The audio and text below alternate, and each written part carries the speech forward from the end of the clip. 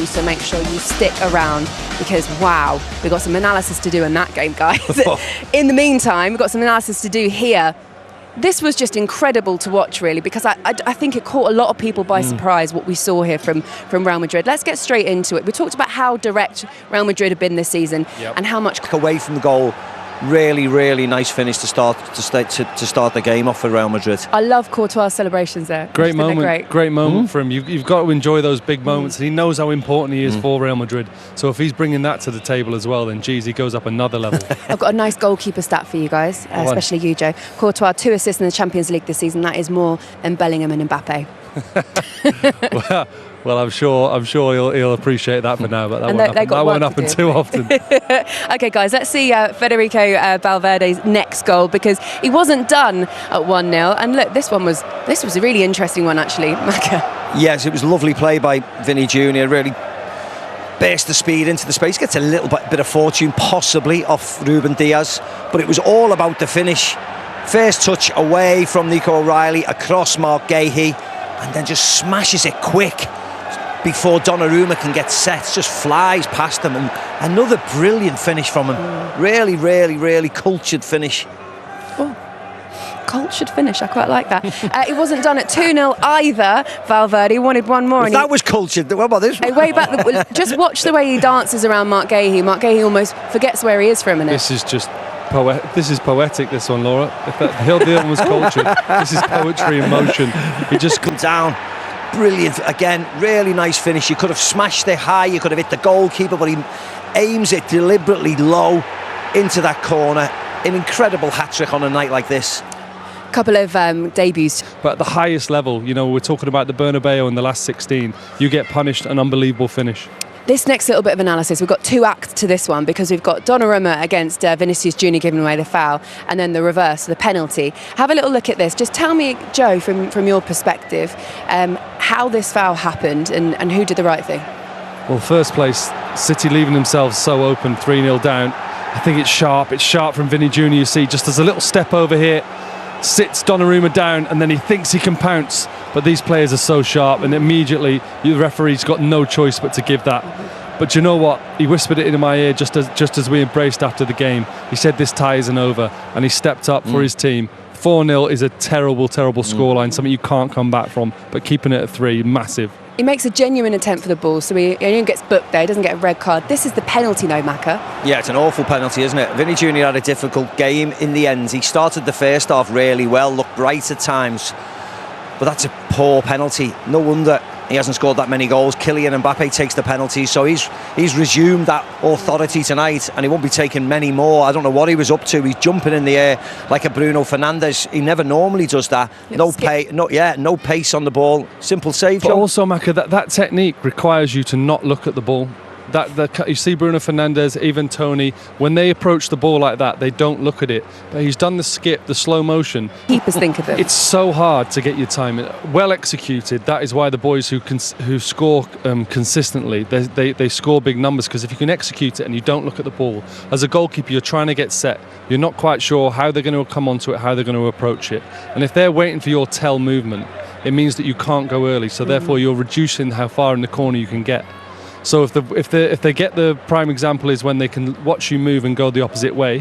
But if they've got it in their head that if you're going to stand there for as long as possible, and they're going to have to go the way that you go, and they're good enough to put it in the corner, like which they are at this level, you're in big trouble, because that's an awful miss. You go and fire one and the goalie saves it, fair enough. But when you do that, you're just trying to be smart. You're just trying to be, because it's 3-0. If it was 0-0, he wouldn't have taken that penalty. He's done it because it's 3. Maki goes and he apologises to the crowd.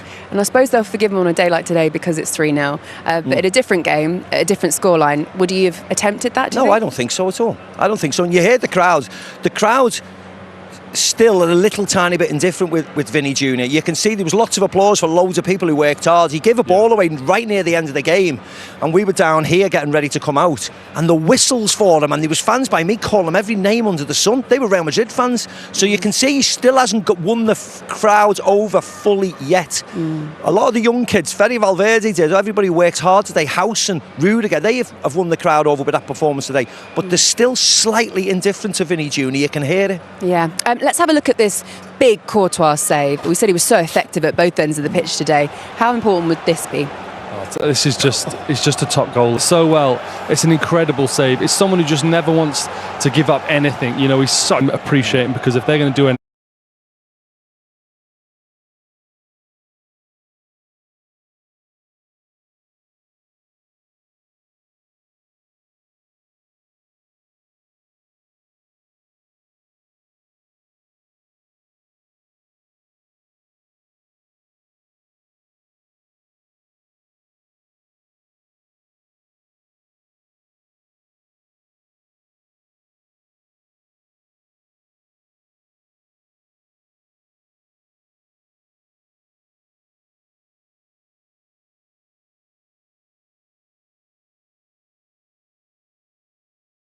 he needs to be at that level. Right in the game again, because you know that Manchester City can't be this bad again.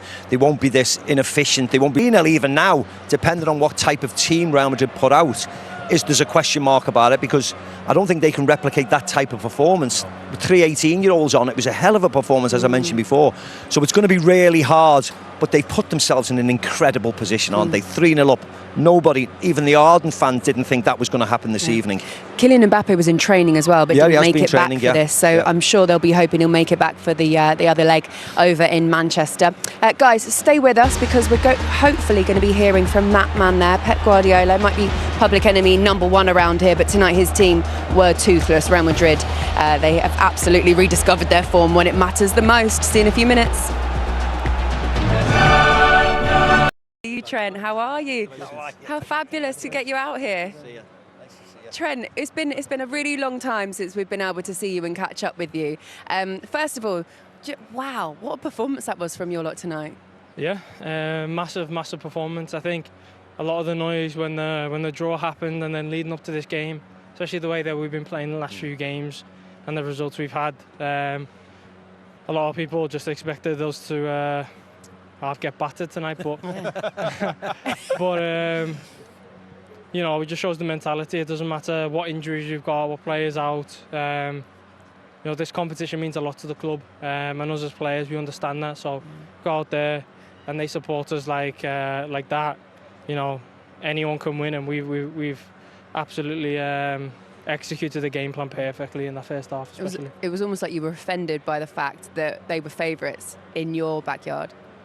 Of course, I think, yeah, I think people will say that they're favourites, and you know, going off results and the way that both teams have been playing, it could have been true. But you know, when you get to knockout football in the Champions League, anyone can beat anyone. So you know, we had confidence coming into this game. We knew our game plan, we executed it, and we you know, we scored our goals very, very ruthlessly. Yeah. What has changed then in the last month? What was so different today than Getafe, Osasuna, Benfica here? Because it was such a marked difference. I mean, the energy levels, everything was fantastic tonight. I think obviously the size of the game, I think is the main thing. I don't want to say that other games are less important, but when there's so much hype around the game, and so much eyes on it as a player, you know, you need to perform.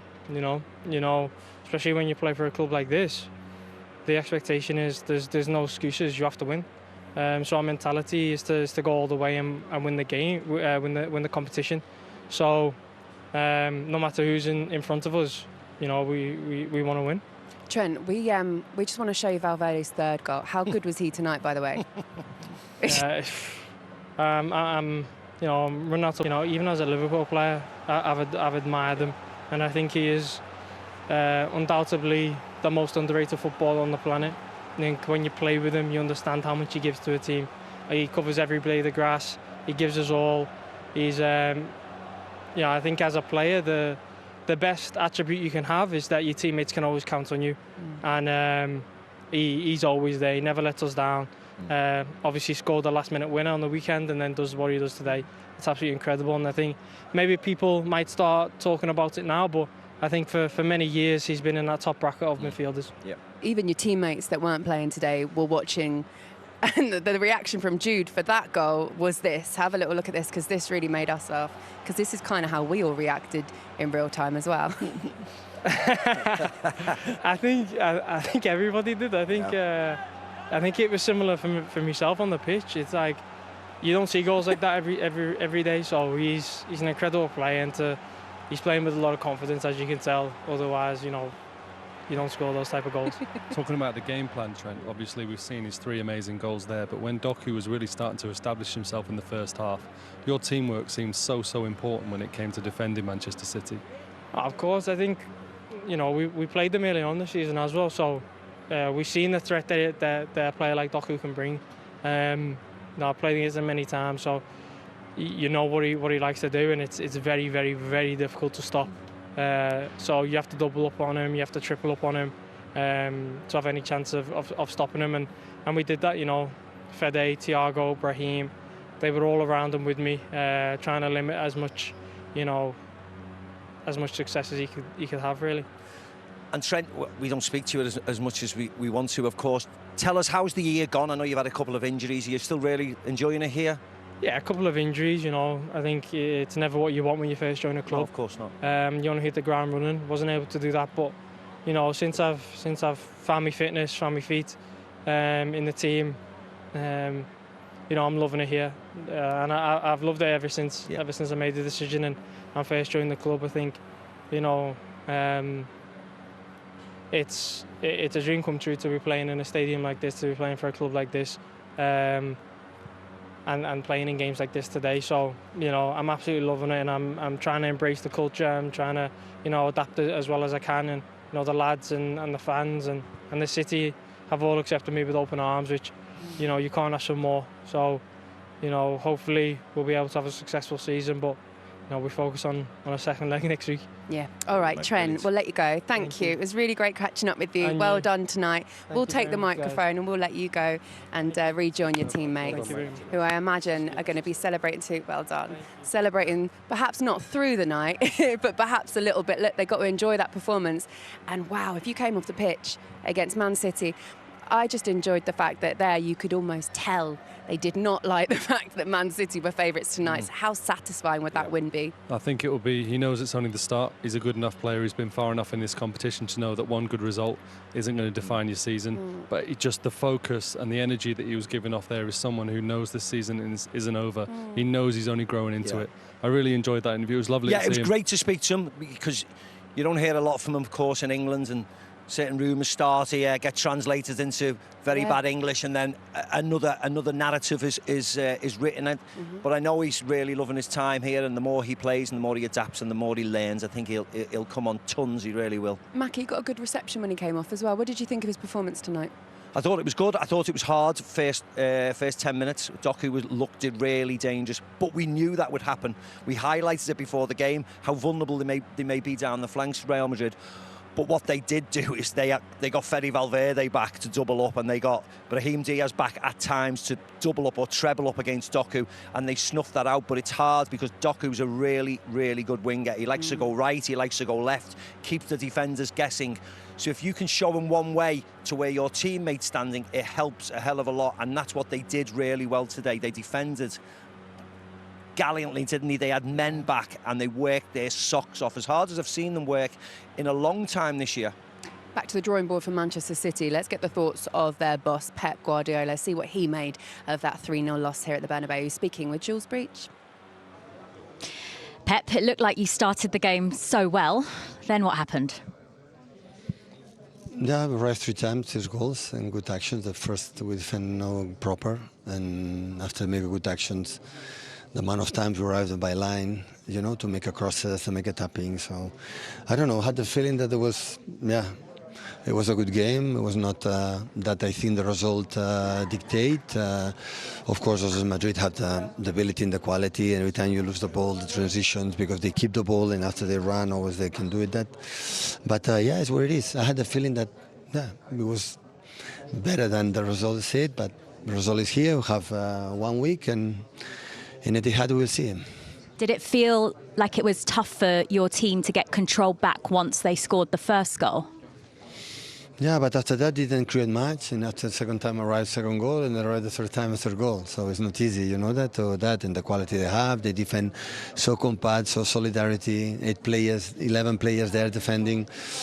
So the transitions always is there, and of course Jeremy tried really, really well, and every time we arrived, we had players there, but yeah, unfortunately we could not do it. Yeah, as you say, so many good attacking players out on the pitch. Extra frustrating not to be able to get even just the one goal to take back home. That's why we did it. So always I think that the first leg try to score the goals. I know that, you know, to have the feeling that we wanna do it, not just defend, but yeah. Look, the penalty they missed, the transition as well. So as a team, as always have been so many times, I play against them, always do it. We try to control it with the ball, but at the end we could not do it. We have seen some amazing comebacks in this competition. How positive do you feel that you can turn this around at home? Now is recover mentally a little bit, the physicality, and go to West Ham in London will be tough, you know, for the Premier League. See, we are there. And after, yeah, we see with our people, I'm pretty sure they will come, and your football never know. We're going to find something, or we're going to read what they have done to do it, and we'll try. How big are these next few weeks for Manchester City in all 4 competitions that could define your season? Yeah, it's nice arriving at the end, but of course we want to extend. We will see. So now is recover and think of the next one. Appreciate your time. Thank you. Thank you.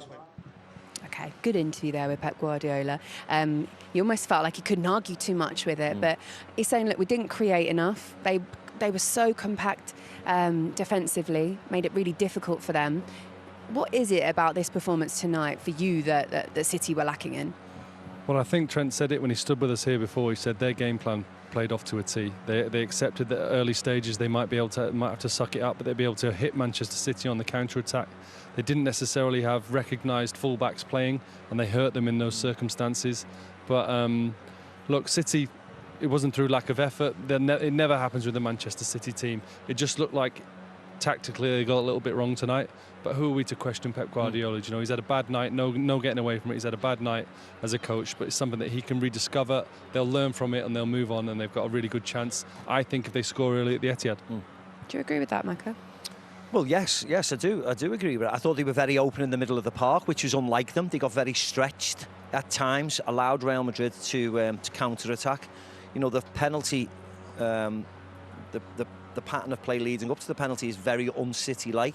Just a long ball to Vinny Jr. who's through on his own. That's not normally like them.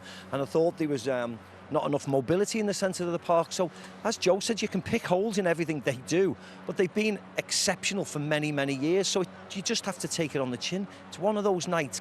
Can they come back? That's the only thing they have to think about. Can he get the team for the weekend right, and then can he get the team for Real Madrid? Whether it's the same team, whether he puts 2 full-backs in instead of what he did today. But he's searching for, I don't know what the best 11 is for Manchester City, because they were excellent the other day against Newcastle, and you thought, wow. And then he makes a host more changes, and sometimes you think, because the squad is so good, they look a little bit lost today in trying to search for this creative spark.